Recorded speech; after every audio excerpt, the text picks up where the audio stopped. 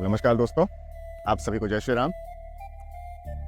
एक मित्र ने मुझे टेलीग्राम पे एक मैसेज किया। एक सवाल वैसे हमने किया था पहले ही। एक ग्रुप है हमारा टेलीग्राम पे और आप सभी उस ग्रुप से नहीं जुड़े हैं, इसलिए मैंने उसका लिंक आपको डिस्क्रिप्शन में दिया हुआ है। आप जाएँ और मेरे टेलीग्राम से ज़रूर जुड़ें। वहाँ पे उस दोस्त ने मुझे एक सवाल का जवाब दिया कि असल में आपके हिसाब से जीवन क्या है। तो उस भाई ने जवाब दिया कि आत्म शांति, आत्म सुख और आत्म कल्याण ही जीवन है। बड़ा सुंदर जवाब था। आपको क्या लगता है कि जीवन क्या है? आपके हिसाब से जीवन क्या है? क्योंकि जहां तक जीवन हमें समझ में आया है, जीवन कुछ और नहीं बल्कि हमारे आपके कर्तव्यों की पूर्ति का ही नाम जीवन। हमें परमात्मा की बड़ी कृपा, बड़ी अनुकंपा से ये हमें जीवन प्राप्त हुआ है। इस जीवन को हमें आत्म सुख कहाँ मिलता है? अच्छा आप ये बताएं। उस भाई ने हमें तीन छोटे छोटे वर्ड्स दिए: आत्म सुख, आत्म शांति और आत्म कल्याण। आत्म सुख आपके लिए क्या है?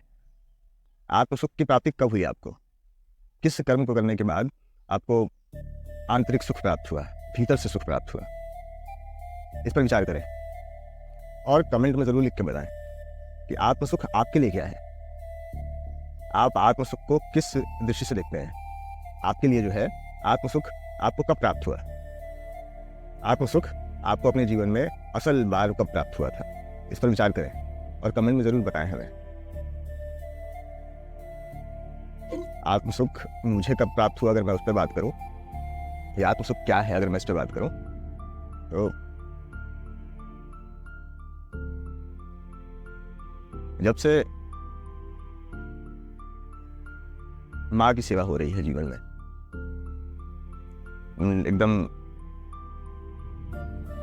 कुछ है नहीं, बस सेवा है केवल मन में। कोई और अलग विचार नहीं है, कुछ और अलग कहना नहीं है, कुछ और अलग करना नहीं है। बस माँ को खुश करना है, माँ की सेवा करनी है। कैसे संतुष्ट करें उसे? केवल वैसा ही कर्म अब करने की इच्छा है जीवन में।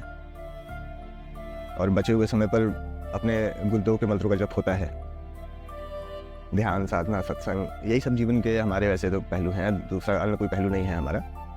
बाकी मुझे जीवन के अन्य संभावनाएं जो है वो थोड़ी सी व्यथित करती हैं।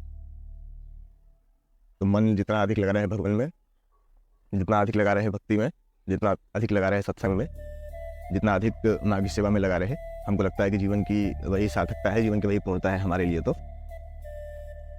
तो यही हमारे आत्मस्व का कारण भी है। दुख क्या चीज़ है? गुरु के चरण को और माँ के प्रेम को पाने के बाद तो फिर हम क्या ही बताएं। ये मेरे जीवन का असल दार्शनिक स्तर वो था जब मैंने आत्मसुख को पाया, आत्मसुख को जान पाया मैं। असल में आत्मसुख होता क्या है? अब आते हैं आत्म शांति की तरफ। आत्मसुख और आत्म शांति। आत्म शांति, आत्म शांति प्रदान करने वाली चीजें दया, करुणा, अपने धर्म का पालन करना आत्म शांति की तरफ लेके जाता है हमें। अगर हम अपने कर्तव्यों को ठीक ढंग से निभा रहे हैं ना, तो हमारे भीतर शांति है, संतोष है कि हाँ मैंने काम किया। परिणाम क्या है? परिणाम तो हमारे हाथों में है नहीं। देखें, हमारे हाथों में कर्म है। अपने कर्म के फल की चिंता हमारे हाथों में नहीं। अगर हम कर रहे हैं कर्म के फलों की चिंता, तो एक तरीके से हम बेवकूफ हैं। क्यों? क्योंकि कर्म पर अधिकार है हमारा। ये गीता भी हमें बताती है, हमारे वेद शास्त्र भी हमें यही बताते हैं। रामचरितमानस में भगवान तुलसीदास जी भी कहते हैं कि कर्म प्रधान विश्व रचि राखा, जो जस कर ही सो तस फल चाखा। हमें कर्म करने पर ही विशेष महत्व देना चाहिए मेरे हिसाब से। तो आपके हिसाब से क्या है? आप कमेंट में जरूर बताएं हमें। और अंत में पहुंचते हैं हम आत्मकल्याण। आत्मकल्याण एक बहुत बेहतरीन विषय है। अगर इस पर चर्चा की जाए तो हम घंटों और दिनों में तो बात ही नहीं करते। इस पर अनंत चर्चाएं की जा सकती हैं, इस पर अनंत बार बैठ के बात किया जा सकता है, फिर भी इसकी कोई सीमा, कोई था पता नहीं चलता। बहुत अच्छा विषय है और बहुत गूढ़ विषय है। समझने वालों के लिए बहुत आसान है ना समझने वालों के लिए, जो इससे भागते हैं, जो इससे दूर भागने का प्रयास करते हैं, उनके लिए तो फिर ये असंभव कार्य है। फिर ये उन्हें लगता है ये असंभव है, इसलिए वो दूर भाग रहे हैं। जिन्हें पता है कि अध्यात्म कितनी खूबसूरत चीज़ है, जिसने कभी हल्का सा भी, थोड़ा सा भी, कुछ भी, एक लेश मात्र भी अनुभव किया हो, अपने जीवन में उतारने का प्रयास किया हो, तो हमें लगता है कि इससे सुंदर उसे कुछ प्राप्त नहीं हुआ होगा। ये जो अनुभव है ना, अध्यात्म क्या है? अध्यात्म है कुछ नहीं।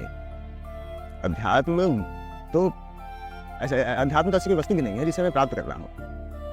अध्यात्म तो एक ऐसी चीज है जो हमें प्राप्त है, असल में हमें पहले से ही प्राप्त है। इसे प्राप्त करने की आवश्यकता नहीं है, इसके लिए बस जागरूक होने की आवश्यकता है, जगने की आवश्यकता है। ये मत समझो कि अध्यात्म बहुत गूढ़ विषय है, इसे समझा नहीं जा सकता, या फिर इसे किसी विशेष गुरु या फिर विशेष टीचर के द्वारा ही समझा जा सकता है। हाँ, बहुत महत्व है गुरु का, तो इतना विशेष महत्व है कि तुलसीदास जी कह रहे हैं कि चाहे शिव बिरंच सम होई, बिन गुरु भाव निधि तरही न कोई। बहुत बड़ी महत्ता है, क्योंकि इस अध्यात्म का विशेष जो रस है ना, वो गुरु की चरण सेवा से प्राप्त होता है। और गुरु कौन, इस पर विचार करने का विषय। असल गुरु बहुत अनुभव से समझ में आते हैं लोगों को, और बहुत भाग्य से मिलते हैं। हमको तो लगता है कि बिना हरि कृपा मिला ही नहीं संता। बस वही वाली बात भी है कि भगवान की ही कृपा से संत भी मिलते हैं, भगवान की कृपा से गुरु भी मिलता है। और गुरु के वचनों पर अपने जीवन को चला देना, अन्य किसी वचनों पर कोई अधिक महत्ता ना रखते हुए गुरु के वचनों पर अपना जीवन चला देना, ये एक अद्भुत जीवन का कल्याण है। इसी में जीवन का कल्याण है, बस इसी में ही पूर्णता है, इसी में ही जीवन का कल्याण है। तो मैंने अपने हिसाब से तो आपको ये तीनों चीज़ें बताई। आपके हिसाब से क्या है, आप हमें कमेंट करें, और कमेंट में हमें ज़रूर बताएं कि आपके हिसाब से आत्मसुख, आत्म शांति और आत्म कल्याण का क्या दृष्टिकोण है आपके हिसाब से। जय श्री राम, जय जय श्री राम।